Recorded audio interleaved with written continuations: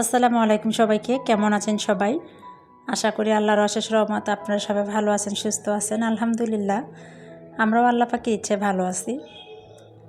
আমি আমার চ্যানেলে ছোট্ট একটা ভিডিও নিয়ে চলে আসলাম। আশা করি আপনারা লাইক দিয়ে শুরু করবেন। আর যারা প্রথম থেকে আমাকে যারা সাপোর্ট করে যাচ্ছেন তাদেরকে জানাই ভালোবাসা। আজকে বিকালবেলা নাস্তা বানাচ্ছিলাম। আমি কি নাস্তা বানাচ্ছিলাম সেটাই ভাবলাম যে একটু ভিডিও আকারে আমার আপু ভাইদের কাছে শেয়ার করি। বিকালবেলা পোলাপানে বলতেছে, বাচ্চারা বলতেছে যে আম্মু কী খাবো, নাস্তা বানিয়ে দাও।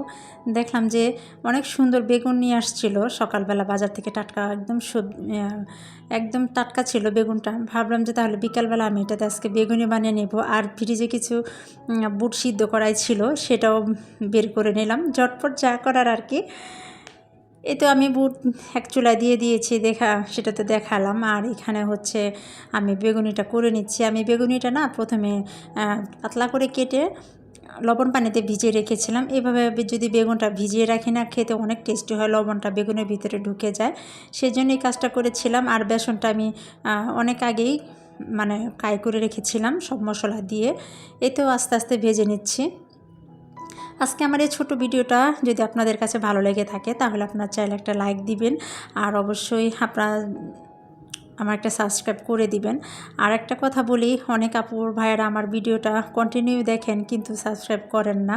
আমি আশা করব আপনারা আমার চ্যানেলটি আপনারা সাবস্ক্রাইব করে দিবেন। আমি কিন্তু আমার বন্ধুরা যে আসুক না কেন, আমি কিন্তু কাউকে আমি ফিরাচ্ছি না। এমনকি প্রত্যেক দিনই প্রায় কয়েকটা করে ভিডিও দেখে ফুল ওয়াচ করে আমি সাবস্ক্রাইব করে দিচ্ছি। আমিও আশা করব আপনাদের কাছে যে আমার ভিডিওগুলো আপনারা ফুল ওয়াচ করে সাবস্ক্রাইবটা করে দিবেন।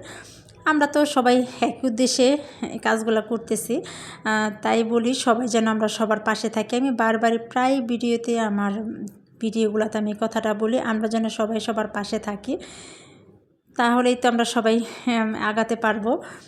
এই তো আমি বেগুনিগুলো ভাজি করে নিয়ে আসলাম, বুটটাও হয়ে গিয়েছে। আর এখানে আমার কাঁচামরিচের পরিমাণটা কম দিয়েছে, যেহেতু বাচ্চারা খাবে, তো সেই জন্য একটা কাঁচামরিচ কেটে দিয়েছে, আর আস্ত কাঁচামরিচ রেখেছে, যে যার লাগবে সে কামড়ে খাবে। আর এই তো সরষার তেল দিয়ে সবগুলো ভাজা হয়েছে, তো আর সরষার তেলটার পরিমাণও কম দিলাম। আর এই তো এখানে মুড়িটা এখন মেখে নিচ্ছি। কী যে মজা হয়েছিল সেটা আমি আপনাদের বোঝাতে পারবো না।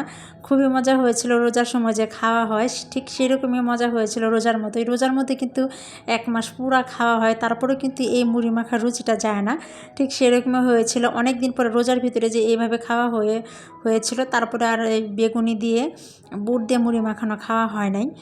অনেক দিন পরে খেলাম, তো খুবই মজা লাগছে, অনেক টেস্টি হয়েছিল। আপনারা চাইলে বিকালবেলা এই নাস্তাটা কিন্তু অল্প সময়ের মধ্যে বানিয়ে খেতে পারেন, খুবই ভালো লাগবে। এই তো আমার মুড়ি মাখানোটা শেষ।